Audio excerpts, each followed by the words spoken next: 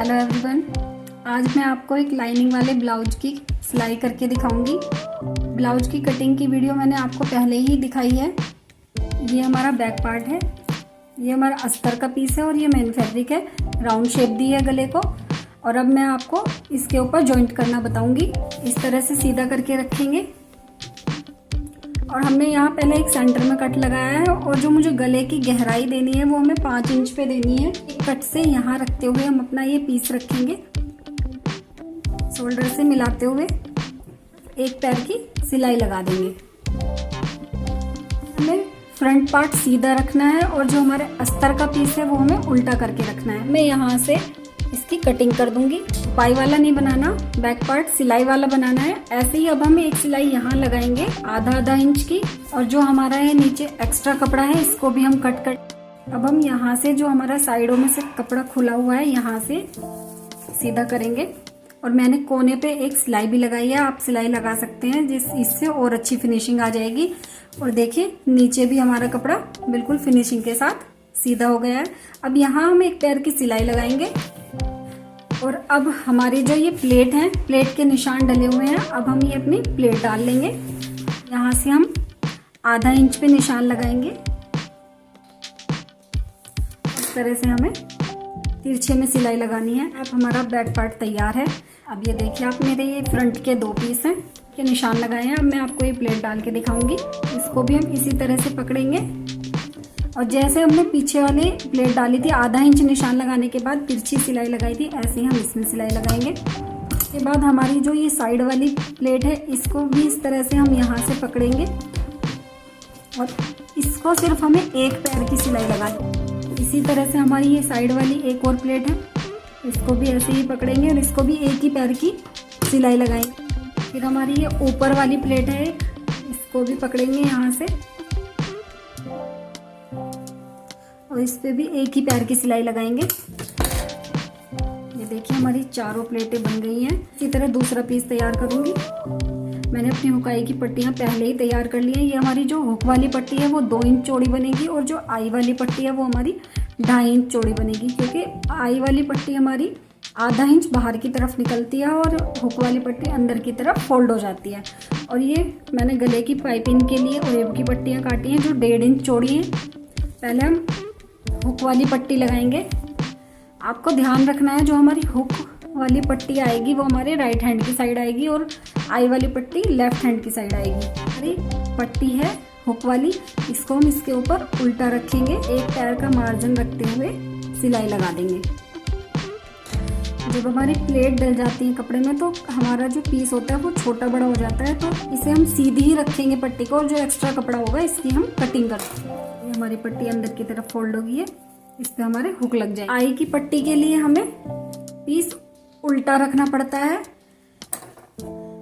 अब हम यहाँ भी एक पैर की सिलाई लगाएंगे। हमें ऐसे बस थोड़ा सा मोड़ के कपड़े को, और जो हमारी ये सिलाई आई है इसी के ऊपर हम इस कपड़े को मोड़ देंगे और फिर सिलाई लगाएंगे इस तरह से, क्योंकि ये हमारा पूरा कपड़ा बाहर निकलता है आई के लिए। पैर की दूरी पे एक सिलाई और लगाएंगे, उसी सिलाई के अंदर हमारी आई बन जाती है। यहाँ पाइपिंग के लिए रेब की पट्टी जो मैंने काटी थी वो जॉइंट करेंगे। एक कोना ये मिलाना है और दूसरा कोना हमें इसी के साइड में इस तरह से लगाना है।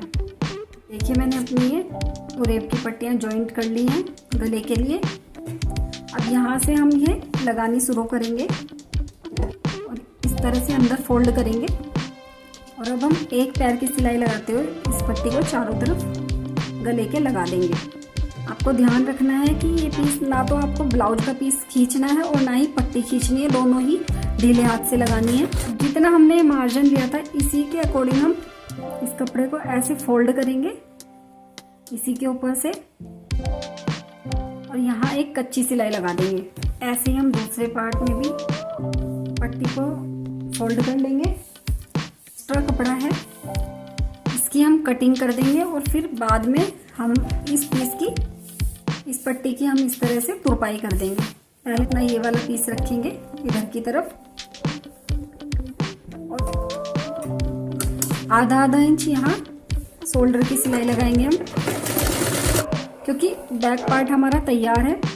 इसमें हमें तुरपाई भी नहीं करनी है, ना हमें कोई पट्टी लगानी है। ये हमारा तैयार है, तो इसलिए हमें इस पट्टी को बाहर की तरफ ही छोड़ना है। इसी तरह से अब हम अपना दूसरा पीस रख लेंगे।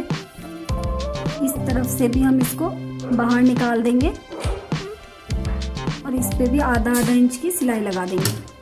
अब आप देखिए हमने अपने शोल्डर जॉइंट कर लिए। हमारी जो ये पट्टी थी ये बाहर इसलिए रखी है कि ये अंदर की तरफ ऐसे मुड़ जाएगी फिनिशिंग के साथ। ये देखिए मैंने पहले से ही फिटिंग का निशान भी लगा रखा है। इसी के ऊपर मैं सिलाई लगा दूंगी। हमारी जो हुक वाली पट्टी आई वाली पट्टी के ऊपर इस तरह से। अब देखिए हम अपने फ्रंट पार्ट को फोल्ड करेंगे। जो हमारा बैक पार्ट है इसके ऊपर हम इस तरह से फोल्ड कर देंगे इसको, और हमारा ये कपड़ा भी दब जाएगा। जितने आपके ब्लाउज की तैयार लेंथ है आप उसी हिसाब से अपने कपड़े को फोल्ड कर लीजिए। अब आप देखिए हमारा ब्लाउज लगभग तैयार हो गया है, बस हमारी स्लीव्स लगानी बाकी है। अब आप देखिए ये हमारी स्लीव्स है। पहले हम एक बाजू को लेंगे और इसको इस तरह से डबल फोल्ड कर लेंगे। जितनी हमारी बाजू की फिटिंग होगी पहले हम यहाँ पे उसका निशान लगाएंगे। मैं यहाँ 5.5 इंच पे निशान लगाऊंगी। पहले हम यहाँ सिलाई लगाएंगे, इससे हम अपनी फिटिंग का निशान लगाएंगे बाजू पे, जो हमें छोटी बड़ी ना हो, और फिर इस सिलाई को इस तरह से सीधी कर देंगे। इस निशान को लगाने के बाद आपकी बाजू बिल्कुल फिटिंग में आएगी, छोटी बड़ी नहीं होगी। अब हम बाजू को सीधी कर लेंगे। ब्लाउज का पीस है इसको हम उल्टा ही रखेंगे। हमारा ये कट है गोलाई का, ये हमारा दोनों एक ही साइड आना चाहिए। अब ये मेरा नीचे की तरफ आ रहा है गोलाई का ब्लाउज के पीस में, तो हमें बाजू भी वही लेनी है अपनी जिसमें हमारा गोलाई का पीस नीचे आ रहा हो। तो इस तरह से हम ब्लाउज के अंदर बाजू ऐसे डाल देंगे। हमारी साइड की सिलाई है और ये हमारी बाजू की साइड की सिलाई है। इन दोनों को हम इस तरह से मिला लेंगे। ये कपड़ा थोड़ा सा इधर मोड़ देंगे और ये वाला बाजू का कपड़ा थोड़ा इधर मोड़ देंगे। फिर उसके बाद हम यहाँ चारों तरफ बाजू में सिलाई लगा लेंगे। अब आप देखिए हमारा ये ब्लाउज बनकर बिल्कुल तैयार हो गया है। और देखिए कितनी फिनिशिंग के साथ बना है। अगर आपको ये वीडियो अच्छी लगी हो तो please like, share and subscribe. Thank you for watching.